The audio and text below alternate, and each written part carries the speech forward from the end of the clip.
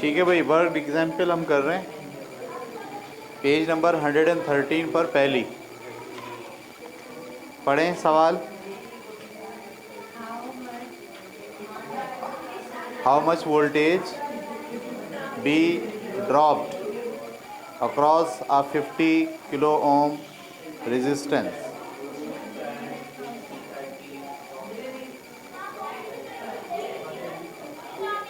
ठीक है,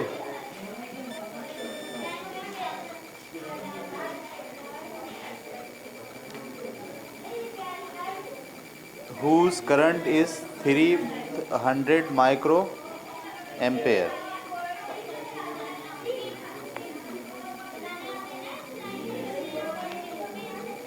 तो क्या बोल रहे हैं ये, कोई डिवाइस है, कुछ भी हो सकती है वो, जूसर मशीन हो सकती है, सही है, या मोटर हो सकती है, फ्रिज हो सकता है, कोई सी भी डिवाइस है।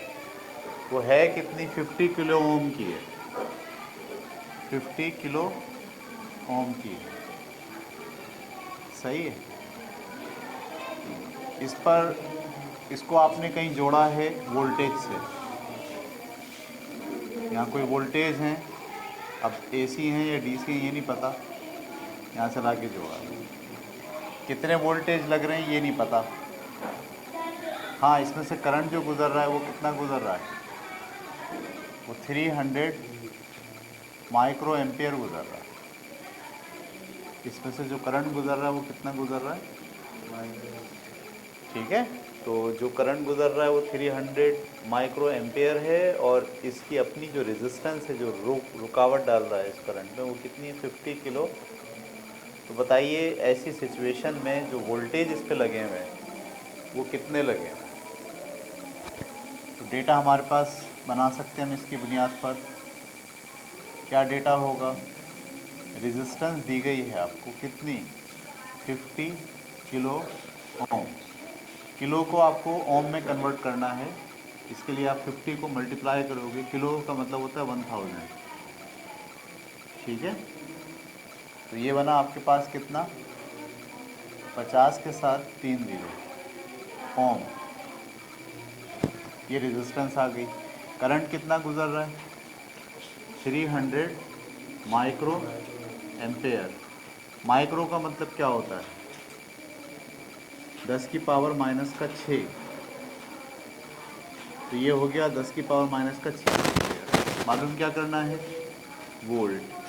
क्या रिलेशन होता है वी आई और आर में, ओम के कानून में आपने पढ़ा है, वी अपान आई बराबर होता है किसके, आर के। याद है आपको, कल भी हमने इसको स्टडी किया था।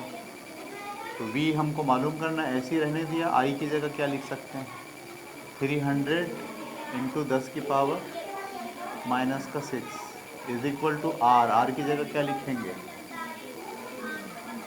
50,000। ये इधर डिवाइड कर रहा है, वहाँ जाकर क्या करेगा, मल्टीप्लाई। इसको मैं लिख सकता हूँ 5 ज़रब 10 की पावर 4।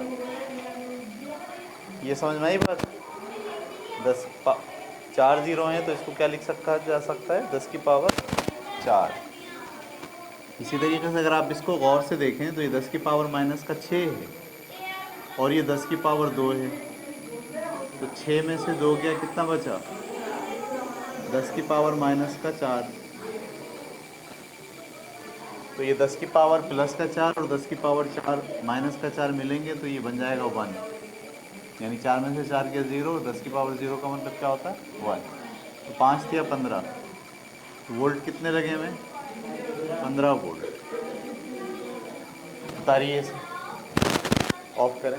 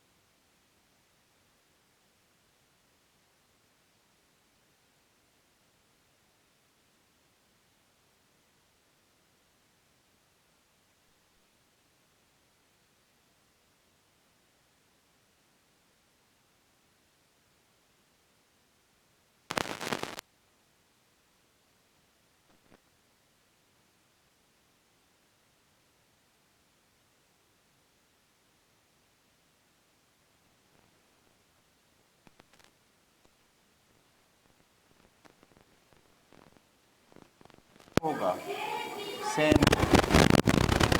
तो वोल्टेज मालूम करने के लिए हम जानते हैं V1 अपॉन I बराबर होगा किसके, बराबर होगा R1 इंटू I। V1 मैंने ऐसे लिखा, R1 की जगह 100 और I की जगह 0.01 को इससे मल्टीप्लाई करेंगे, जवाब क्या आएगा 1 वोल्ट चलेगी इस पर पहले वाली रेजिस्टेंस पे। दूसरी पे कितने जाएंगे 4 वोल्ट, और इस पे कितने जाएंगे, अगला फार्मूला आप लगाएंगे V2 upon I is equal to R2, खुद करें इसको। फिर अगला फार्मूला क्या लगाएंगे V3 upon I is equal to R3 और वैल्यू पुट करेंगे। तो एक का आया 1 वोल्ट, इसका आएगा 4 वोल्ट, इसका आएगा 2। करें इसको। तो एग्जाम्पल 3 है पेज नंबर 117 पे। क्या लिखा है, find current I in the circuit below and the current passing through each of the resistors in the circuit, resistors in parallel in example 2। ये जो example 2 है ना, example 2 ये थी ना, इसी की कह रहे हैं जो 3 रेजिस्टेंस हैं, अब वो सीरीज़ में नहीं है बल्कि किस में है, पैरेलल है। ठीक है, पैरेलल ऐसे बनाते हैं, आपको पता है। और सेम वही सर्किट है, लेकिन जो जोड़ है वो पैरेलल है। ये R1 कितना था याद है आपको, 100 ओम। R2 कितना है 400 और R3 कितना है 200 और वोल्टेज कितने हैं 7 वोल्ट। अब यहाँ से 7 वोल्ट तो सब पे सेम होंगे। इस पे भी वोल्टेज कितने हैं V7, ये भी 7 और ये भी 7।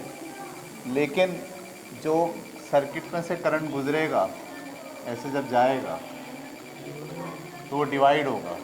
थोड़ा इसमें से जाएगा वो कहलाएगा I3, थोड़ा इसमें से जाएगा वो क्या कहलाएगा I2, थोड़ा इसमें से जाएगा वो क्या कहलाएगा I1। तो सवाल इन्होंने पूछा है कि एक तो टोटल करंट मालूम करें और फिर आप ये बताएं कि हर एक में से कितना करंट गुजरेगा। तो टोटल करंट जो है हम जानते हैं कि टोटल वोल्टेज को टोटल करंट से डिवाइड करते हैं तो क्या आता है टोटल रेजिस्टेंस। हमको सबसे पहले इसमें टोटल रेजिस्टेंस मालूम करनी है। पैरेलल सिस्टम में टोटल रेजिस्टेंस किसके बराबर होती है 1/R बराबर है 1/R1 plus 1/R2 plus 1/R3। तो हम सबसे पहले इसमें टोटल रेजिस्टेंस मालूम करेंगे। तो 1/R1 मैंने ऐसे लिखा, 1/R1 की जगह 100, 1/R2 की जगह 400 और 1/R3 की जगह 200। इसका निकलेगा एलसीएम। 400 के इसमें इसके पहाड़े में 400 सब में आएगा। 100 से उसको कैंसिल किया, 4 4 1 ज़ा 400 को 4 से 1, 200 को 2 इज इक्वल टू 1/R।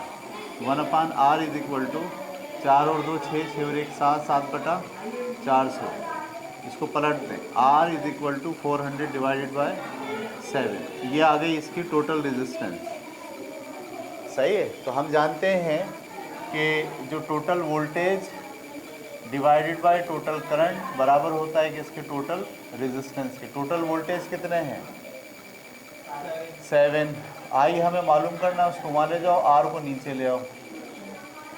ठीक है, तो S मैंने 7 ऐसे लिखा, R की जगह क्या लिखूँगा 400 डिवाइडेड बाय 7। ये ऊपर जाके पलट जाएगा, 7 मल्टीप्लाई बाय 7/400। 7 को 7 से मल्टीप्लाई करो, क्या आ गया 49, 49/400। क्या होगा डिवाइड करके देखें, 400 divided bye 49 divided by 400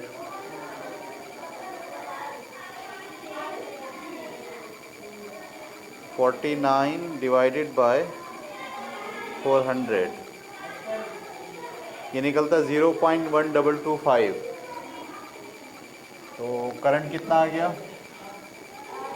0.1225 ampere.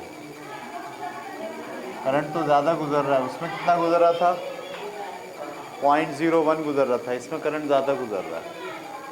अच्छा, अब हर एक में से कितना कितना गुजरेगा अलग अलग। अब आप क्या फार्मूला लगाएंगे यहाँ पे?